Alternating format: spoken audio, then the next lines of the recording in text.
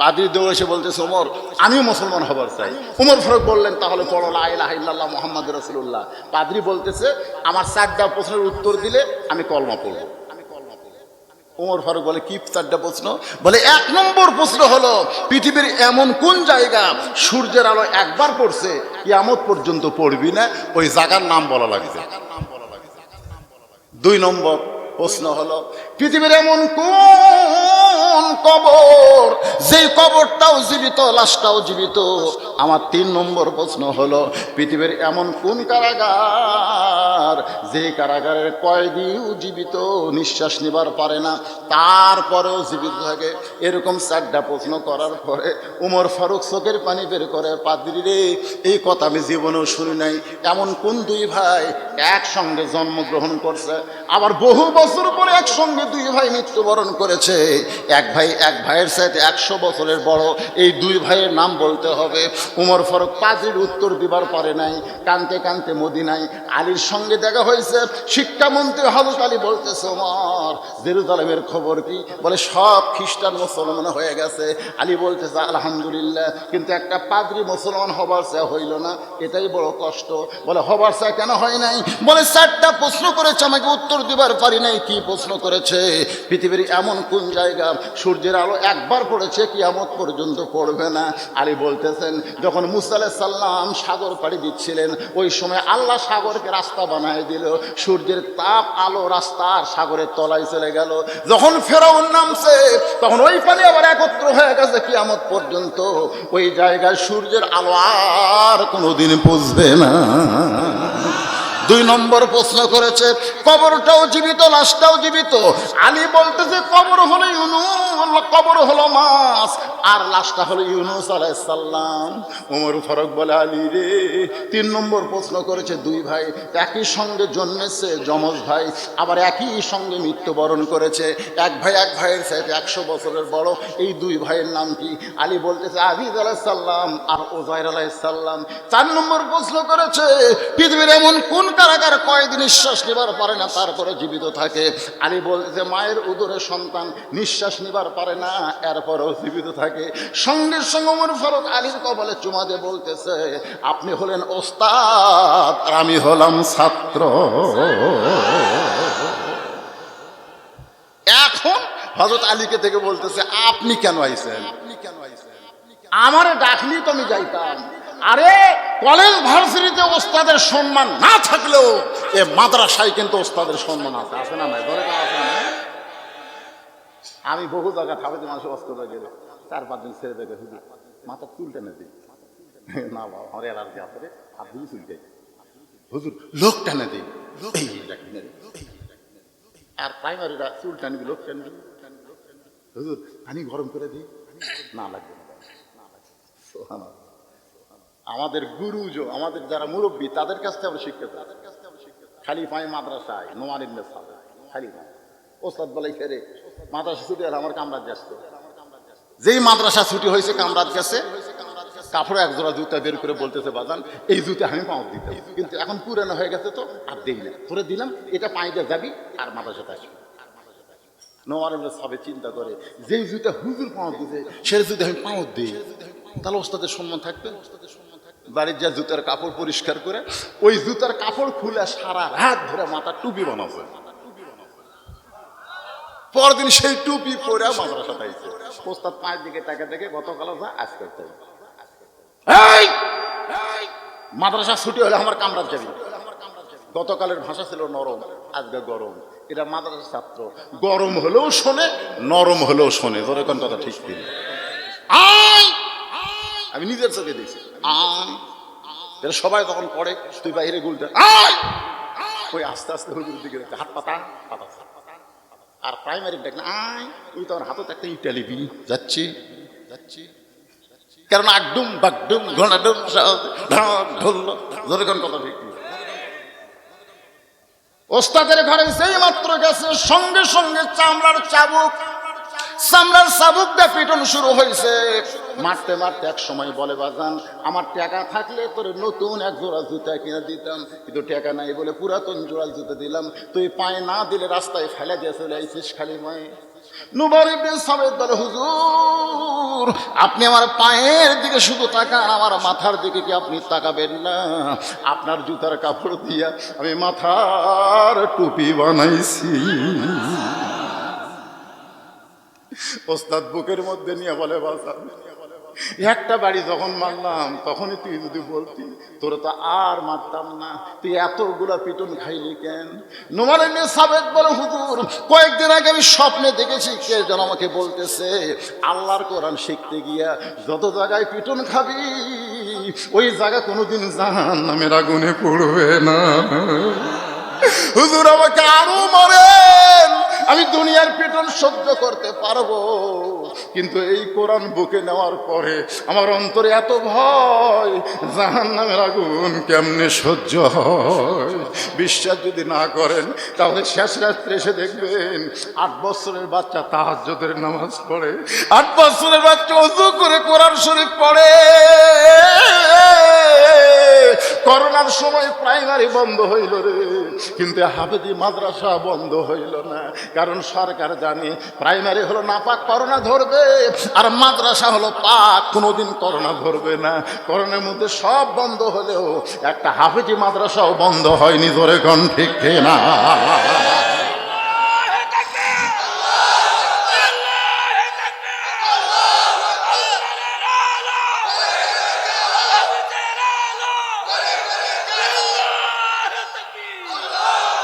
আল্লাহর বান্দার একটু মনোযোগ দিয়ে শোনেন, ওস্তাদের সম্মান ইসলামে আছে না নাই? কোন জায়গায়? এই মাদ্রাসা, সুবহানাল্লাহ কবেন না? আর সেই মাদ্রাসা, আরে আপনি কি মাদ্রাসার হুজুর না সেইটাই না কি? বেতন ঠিক মতো পাচ্ছেন না? আসলে কিন্তু সব জায়গার দাম বাড়লেও ইমাম আর হুজুরের দাম বাড়েনি, ঠিক কিনা? কম পারেনি।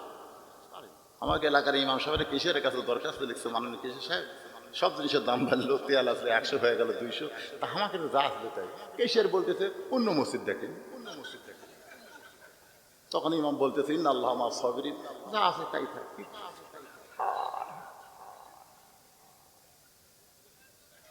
ভাইজান, এই মাদ্রাসাকে টিকানোর জন্য, এই মাদ্রাসা সুন্দরভাবে চলার জন্য আলী আইছে উমরের কাছে। আজকে আমাদের শুনতে হবে বেদুইন সাহাবীকে 3টা ওয়াজ করেছে, যে ওয়াজ শোনার পরে উমর ফারুক হযরত আলী 3 বার আল্লাহু আকবার বলেছে, আর উমর ফারুক সাহাবীরা তাকে জেলখানায় বন্দী করেছে। এই আসল তথ্য আমাদের আল্লাহর কোরআন থেকে জানার দরকার আছে না নাই? আমি জানাবার চাই, কারা কারা শুনবেন? আল্লাহ একটু হাত দেখান তো দেখি। লিল্লাহি তাকবীর। টান টান করে হাত ধরেন, হাত নামান। আচ্ছা, এই ওয়াজ শুনতে যদি আর 15 মিনিট বা 8 ঘন্টা লাগে, আপনারা থাকবেন? ভাই পাকা হাঁকার লাগবে। আর আলোচনা আপনারা গুরুত্ব দিয়ে শোনেন, কারণ এত রাত পর্যন্ত যারা কষ্ট করে বসেছিল, শেষ কথা যদি তারা না শুনতে পায় মনে মনে তারা রাগ করবে। রাগ করবে না? রাগ করবে না? ও যে ফাঁকা জায়গা হয়নি ভাইজান, ফাঁকা ও যে ফাঁকা হয়েছে, আপনার পিছনের লোক সামনের দিকে আসেন তো, এই ফাঁকা জায়গাটা পুরো করে দেন। আপনি উঠে সামনে আসবেন, 1 বছর আপনার ডাক্তারের কাছে যাওয়া লাগবে না, খালি একটা ঝাঁকি দিয়ে উঠবেন ইনশাআল্লাহ। as-সাদাকাতু তারুদ্দুল বালা, দান সাদকা করলে বালা মুসিবত দূর হয়। এটা জান্নাতের বাগান, জায়গা পরিবর্তন করবেন, প্রত্যেকটা জায়গা আপনার জন্য জান্নাতের সাক্ষী হবে ইনশাআল্লাহ। এই জন্য যদি ফাঁকা না থাকে একটা ভোঁকন দিয়ে তাও সামনের দিকে আসেন। আসেন, যারা গেছে চলে গেছে অসুবিধা নেই, আপনার সামনে আসেন, জিকির করেন লা ইলাহা ইল্লাল্লাহ, লা ইলাহা ইল্লাল্লাহ, লা ইলাহা ইল্লাল্লাহ, লা ইলাহা, লা ইলাহা ইল্লাল্লাহ মুহাম্মাদুর রাসূলুল্লাহ সাল্লাল্লাহু আলাইহি ওয়াসাল্লাম। হযরত আলী বলতেছেন, এই ছোট বাচ্চার বাপকে আপনি জেলখানায় বন্দী করেছেন। ওমর ফারুক বলতেছে, আমি যদি বন্দী না করতাম তাহলে গণ ধোলায়। ধরে কোন কি ধোলায়? এ কথা কন না কেন, কি ধোলায়? কারণ এমন 3টা খারাপ ওয়াজ করেছে, যে ওয়াজ করলে কোনো মুসলমান সেটা সহ্য করতে পারবে না। আলী বলতেছেন খারাপ ওয়াজ করে নাই, বরং সবচাইতে ভালো ওয়াজ করেছে, কিন্তু আপনারা বুঝবার পারেন নাই। সুবহানাল্লাহ কন না কেন? উমর ফারুক বলতেছে এমন তিনটা খারাপ ওয়াজ করেছে, জনগণের গণধোলাই থেকে আমি তাকে জেলখানায় বন্দি হেফাজত করেছি।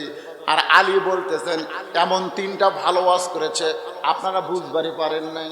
ওমর ফারুক বলে আলী ভাই, হাজার হাজার সাহাবী শ্রোতা ছিল, তারা বুঝবার পারে নাই, এই কথা আপনি কেমনে বলেন? আলী বলতেছেন এমন কিছু কথা শাব্দিক অর্থ বুঝলে হবে না, এর আভিধানিক অর্থ বোঝা লাগবে। ওমর ফারুক বলতেছে তাহলে আপনি বুঝাই দেন। আলী বলতেছে 1 নম্বর ওয়াজ করেছে ইন্নী উহিব্বুল ফিতনা, আমি ফিতনাকে মহব্বত করি। শুধু ওই বেদুইন সাহাবী না, আমরা সবাই ফিতনাকে মহব্বত করি। ওমর ফারুক বলতেছে আলী রে, ফিতনারে মহব্বত করলে ঈমান কেমনে থাকে? আলী বলতেছে আপনি কি আল্লাহর কোরআন পড়েন নাই? ওই কোরআনের মধ্যে আল্লাহ বলেছেন ইন্নামা আমওয়ালুকুম ওয়া আওলাদুকুম ফিতনা, নিশ্চয় সম্পদ আর সন্তান হলো তোমাদের ফিতনা, এরপরেও তোমরা মহব্বত করবা। আপনারা বলেন তো সম্পদ আর সন্তানের প্রতি আমাদের মহব্বত আছে না নাই? যেরকম কম না বেশি? আয় হায়, এত মহব্বত! নামাজের সময় ডাকে না, ভাত খাওয়ার সময় ডাকে। এরকম বাপ আছে না নাই? একলা একলা জোহরের নামাজ পড়ে এসে ডাকতেছে আমার বুলে, নাম হচ্ছে লালটো, আসো আব্বু ভাত খায়। ফেরেশতাকে আল্লাহ একলা একলা নামাজ পড়লো, ভাত খাওয়ার সময় ছেলে ডাকতেছে, ই কেমন বাপ? আল্লাহ বলতেছে সন্তানের মহব্বতে পাগল হয়ে গেছে। যে ছেলে নামাজ পড়ে না, এটাই বিপদ, সবচেয়ে বিপদ। জোরে কোন কথা ঠিক ঠিক, তারপরেও বিপদকে ভালোবাসে। এটা আমার কথা না ভাই, আল্লাহ কোরআনে বলেছে ইন্নামা আমওয়ালুকুম ওয়া আওলাদুকুম ফিতনা, সম্পদ তোমাদের বিপদ হবে। পকেটের টাকা আছে 500 টাকা, 200 টাকা, 100 টাকা, যখন গামছা গেল তখন আপনি চোখ বন্ধ করে দেখতেছেন 500, 200, 100, 10 নাই, 10 টাকা নাই গামছা। এই যে 500, 200, 100 আপনার পকেটে থাকলো, আপনি 10 টাকা নাই বলে গামছা ফেরত দিলেন, আপনার ওই টাকায় আপনাকে বিপদের মধ্যে ফেলে দিবে। ধরে কোন কথা ঠিক কি না? হযরত আলী বলতেছেন ইয়া আমিরুল মুমিনিন, লোকটা তো কোরআনের কথাই বলেছে ইন্নামা আমওয়ালুকুম ওয়া আওলাদুকুম ফিতনা, আমি ফিতনাকে মহব্বত করি, কারণ সম্পদ আর সন্তানকে। ওমর ফারুক বলতেছে আলী ভাই, আমি বক্তা সহ যত শ্রোতা ছিল আমরা তো বুঝবার পারি নাই। লোকটা যে 2 নম্বর ওয়াজ করলো ইকরাহুল হক, আমি হককে পছন্দ করি না, অথচ আল্লাহ কোরআনে বলেছেন ওয়াতাওয়াসাউ বিল হক, হকের কথা বলতে হবে। কুল জাল হক ওয়া যাহাকাল বাতিল ইন্নাল বাতিলা কানা যাহুকা, হকের কথা আল্লাহ কোরআনে বলেছে। আর এই লোকটা বলেছে ইকরাহুল হক, আমি হককে পছন্দ করি না। আপনি কি আপনি বুঝাই দিবেন? আলী মুস্কি মুস্কি হাসে আর বলে ইয়া আমিরুল মুমিনিন, শুধু এই লোক নয়, আমরা সবাই জাআত সাকারাতুল মউত হকুন, প্রত্যেকটা মানুষের জীবনে মৃত্যু হক, মৃত্যুর চাইতে সত্য কিছু নাই। এরপরও আমরা কেউ মৃত্যুকে মহব্বত করি না, কেউ মৃত্যুকে পছন্দ করি না। জোরে কোন কথা ঠিক কি না? আপনারা সবাই বলেন তো মৃত্যুকেও পছন্দ করি? এই জন্যই বলেছে আমি হককে পছন্দ করি না। এখন স্বামীর ক্যান্সার হয়েছে, 3 মাস পরে স্বামী মরবি, বউ বলতেছে আল্লাহ আমার হায়াত স্বামীক দাও আর স্বামীর মৃত্যু আমাক দাও। স্বামী কামদের কয় তোর মতন বউ পাওয়া হলো ভাগ্যের ঘরে। বলে না না না, আপনি মরবেন কেন? আপনার ব্যারাম আল্লাহ আমাক দেখ, আর আমার সুস্থতা আল্লাহ আপনি দেখ। রাত্রে ওই বাড়িতে একটা আড়িয়া গরু, বোঝেন আড়িয়া গরু? আড়িয়া গরু বোঝেন আপনারা? ওই আড়িয়া গরু দড়ি ছিঁড়েছে, দড়ি ছিঁড়ে এখন খাবার খুঁজতেছে, দেখে বারান্দায় সিলভারের পাতিল, ওই পাতিলের তলায় আছে চিটা লালি। এখন আড়িয়া গরু লালি খাবি, কিন্তু লালি হাতত পায় না, মাথা জোর করে ঢুকেছে, একে এমন ভাবে ঢুকছে শিং একে আটকে গেছে। লালি খাওয়া আছে কিন্তু পাল্লার মাথা ছাড়ে না। আড়িয়া গরু গোয়াল ঘর বাদ দিয়ে যে ঘরে স্বামী স্ত্রী শুয়ে আছে, ওই ঘরের মতো হোঁ করে ঢুকছে। বউ চিল্লায় বলে আজরাইল, ওই যে ক্যান্সার রুগী শুয়ে আছে তার কাছে যাও, আমার কাছে যান, আসুন আমার কাছে যান, আসুন। স্বামী কয় কি হয়েছে রে? আজরাইল ঢুকছে তো, আমি তোমাকে দেখাই দিলাম। আমি কই তুই না দিনের বেলা কইলি যে আমার মৃত্যু হায়াত আল্লাহ তোমার দেখ, তোমার মৃত্যু আমার দেখ। বউ বলতেছে মৃত্যুর কথা মুখে বলা যায়, কিন্তু অন্তর থেকে কেউ মৃত্যুরে পছন্দ করে না। জোরে কোন কথা ঠিক কিনা? ইকরাহুল হক, হককে পছন্দ করে না। ওমর ফারুক বলে আলী, এই লোকটা যে বলল আশহাদু মালাম আরব, আমি না দেখা জিনিসের সাক্ষী মারি। আলী বলতেছে আমরা যারা মুসলমান কেউ আল্লাহকে দেখিনি, তারপরে সবাই বলি আশহাদু আল্লাহ ইলাহা ইল্লাল্লাহু, কেউ আল্লাহকে দেখি নাই, তারপরে সবাই আমরা আল্লাহর সাক্ষী দেই। সঙ্গে সঙ্গে হযরত ওমর এক দৌড়ে গিয়া জেলখানার দরজা খোলে, বেদুইন সাহাবেকে বুকের মধ্যে নিয়ে বলতেছে ভাইজান, আলী যদি না থাকতো তাহলে আজকে মুসলিম সমাজ ধ্বংস হয়ে যেত। আজকে আলোচনার ভিতর দিয়ে আমি সব কথাই আপনাদের সামনে উপস্থাপন করেছি, সব কথাই। আমরা কিন্তু সবাই দুনিয়া ছেড়ে চলে যাবো, জোরে কোন ঠিক কিনা? মরে গেলে আমরা সবাই বলি ইন্না লিল্লাহি ওয়া ইন্না ইলাইহি রাজিউন। কোথায় যাচ্ছেন আপনি? এই আপনি কোথায় যাচ্ছেন? মরার পরে কোথায় যাবেন? কবরে যাবেন। কি কথা, এতই সাহস আপনাকে? হ্যাঁ, এতই সাহস যে দরজা নাই, জানলা নাই, বিছনা নাই, পাতি নাই, সেই সেই সেই কবরে যাচ্ছেন? কি সাহস বাড়ে! না না না হুজুর, আসলে তা নয়। আমাদের দেহ তবে কবরে, কিন্তু আমাদের পাখির কোনো মৃত্যু নাই রে। ওই যে একটা হিন্দু গায়ক গান গাইছিল, রথীন্দ্রনাথ রায়, একবারে হিন্দুকের হরিবাসর, আপনাকে হয় হিন্দুকের হরিবাসর, ওই হরিবাসের মধ্যে একটা গান গাইতেছে, পঞ্চ আত্মা পঞ্চরূহ হিসাবেতে দেখা যায়, একেতে দুইয়েরই জনম, পরমাত্মার মরণ নাই। কে বলে মানুষ মরে, মানুষ মরিলে তবে বিচার হবে কার? গান শোনা চিন্তা করলাম কে এই হিন্দুকের অনুষ্ঠানে গান গাচ্ছে, এই গানের অর্থ কি? আসলেই তো কে বলে মানুষ মরে, মানুষ মরিলে তবে বিচার হবে কার? মন তুই রইলি খাঁচার আসে, খাঁচা যে তোর কাঁচা বাসে, কোন দিন খাঁচা পড়বে খসে। ফকির লালন কয় খাঁচার ভিতর অসীন পাখি কেমনে আসে যায়।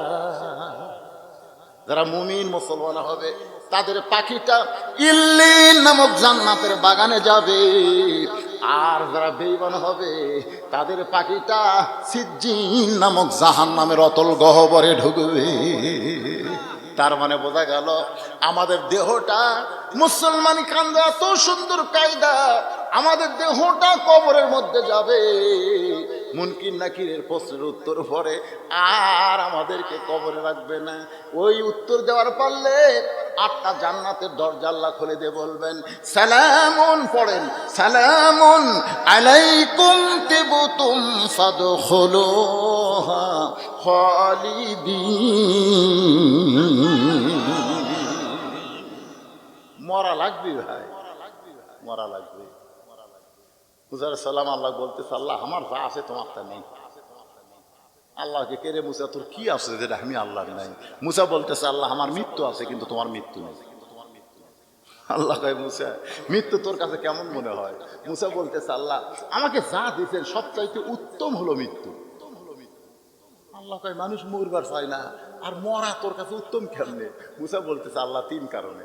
1 নম্বর কারণ হলো না মরলে জান্নাতে যাওয়া যাবে না। যে জান্নাত আমার জন্য বানিয়ে রাখছেন এটা দুনিয়াত পাওয়া যাবে না, এটা মরার পরেই পাওয়া যাবে। জোরে কোন কথা ঠিক কিনা? তাহলে জান্নাতে যারা যাবার চান, আল্লাহুম্মা ইন্না নাসআলুকাল জান্নাতা ওয়া নাউযু বিকা মিনান নার, মরা লাগবে ভাই। না মরলে জান্নাতে যাওয়ার কোনো উপায় নাই। 2 নম্বর হলো আমার মৃত্যুটা কেবলমাত্র তোমার জন্য। আল্লাহ আমি কোনো মানুষের জন্য, প্রেমিকের জন্য, খেলার জন্য, দুনিয়ার জন্য, দলের জন্য মরতে চাই না। আমি মরতে চাই কার জন্য? জোরে কোন কার জন্য?